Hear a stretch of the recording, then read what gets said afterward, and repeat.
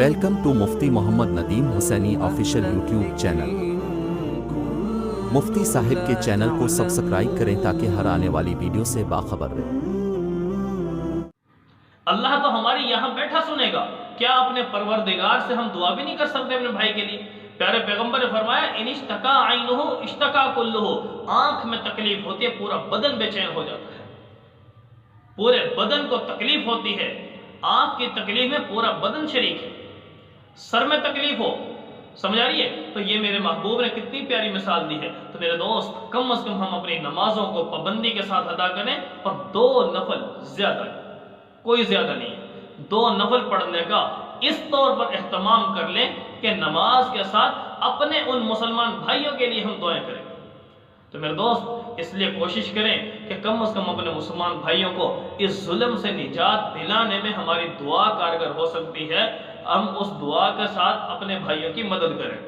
خود قرآن میں اللہ نے فرمایا وَأَعِدُّوا لَهُم مَّا اسْتَطَعْتُم مِّن قُوَّةٍ، جو تمہارے بس میں ہے اتنا تو کرو۔ کیا دعا بھی ہمارے بس سے نکل گئی آج؟ افسوس کی بات ہے۔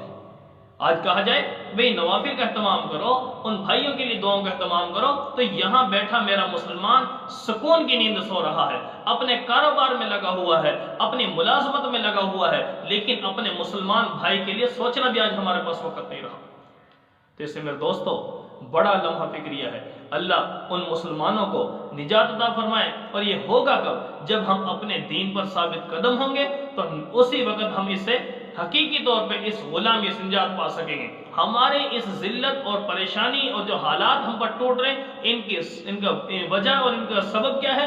وہ یہی ہے کہ مسلمان نے اپنے مشن کو سے پیچھے ہٹ چکا ہے، قرآن کو پس سے پشت ڈال دیا۔ ابو داؤد شریف کے اندر روایت موجود ہے، فرمایا کہ جب تم، مفہوم عرض کر رہا ہوں، فرمایا جب تم اپنا مشغلہ بنا لو گے کس چیز کو؟